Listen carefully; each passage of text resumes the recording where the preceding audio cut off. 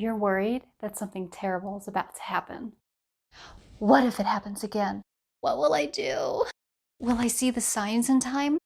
Often, people believe this voice without questioning where it's coming from. But is this anxiety or intuition guiding you? The big difference is how they make you feel. Hey folks, I'm Tia, licensed therapist at Roots Relational Therapy. I'm here to give you tips and tricks to improve your relationship with yourself and other people. Today, we're talking about how to tell the difference between anxiety and intuition. Anxiety is stress and fear-based. You feel scared, panicked, and unprepared. Your body is having a physiological stress response, and it gets egged on by the thoughts that your brain is having. Anxiety overcomplicates situations. Anxiety likes to create unnecessary and unfounded details that are not based in truth and have not happened yet. It further increases this feeling of anxiety, fear, and uneasiness. It makes you feel worse and worse. Anxiety likes to overemphasize the little things. One small thing is an absolute sign of impending and seemingly unavoidable doom. Anxiety is judgmental towards you and others. If I don't get this right, everything will fall apart. I knew they would screw this up. I'm such an idiot for trusting them. Anxiety will find somebody to blame, shame them, and will be outright mean. Intuition is totally different. Intuition is calm. It's not scary. But even if the worst happens, there's a sense of trust that things are going to work out anyway. No matter what happens, I'll figure it out. I got this. Intuition is simple and matter of fact. You can see the situation clearly and you work with what you have at the time. There isn't this spinning of, what if this happens? Or worse, what if that happens? Instead, there's this calm sense of knowing of what might actually happen, and you can respond rather than react. Intuition is focused on the big things. Intuition doesn't sweat the small stuff, and it doesn't always have an opinion on everything. Anxiety, however, likes to chime in on every little thing. If your brain is chatty and scared, it's anxiety. Intuition steps in when it needs to. Kind of like when you know not to trust somebody, or you feel like something's off with your partner. Intuition doesn't speak often, but when it does, you hear it clearly. Intuition is compassionate towards you and others. Intuition has a way of trusting that things are happening for a reason. The universe works in mysterious ways, and things are happening for you, not to you. So there really isn't a need for blame. You and others are doing the best you can with where you are and what you know right now. So there's no shame in that. But does it matter which one is guiding you? Yes, yes, yes, yes.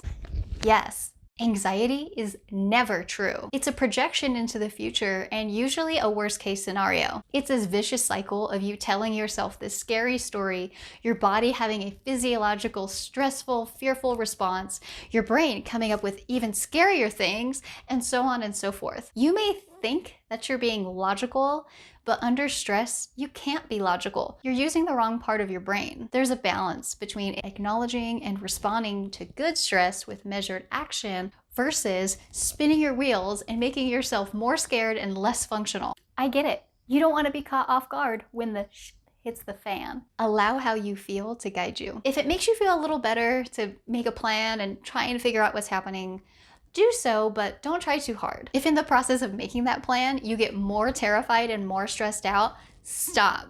Take a nap, come back to it if you feel like you need to. Yes, planning helps sometimes, but there's only so much planning we can do. After all, we don't really know for sure what's gonna happen. Take 2020 for an example. A whole plethora of stuff that nobody could have prepared or planned for happened. Rather than trying to think and anticipate your way out of any possible problem, enhance your sense of intuition and your sense of trust that no matter what happens, you're gonna be able to figure it out. You're gonna be okay. You've survived 100% of your bad days. The saying may be, I think, therefore I am, but you am not what you think. Intuition isn't really thinking. It's a knowing. It's unexplainable yet simple. It's tapping into this greater sense of consciousness that is greater than anything that your brain could ever come up with. Look, anxiety has its place and its purpose.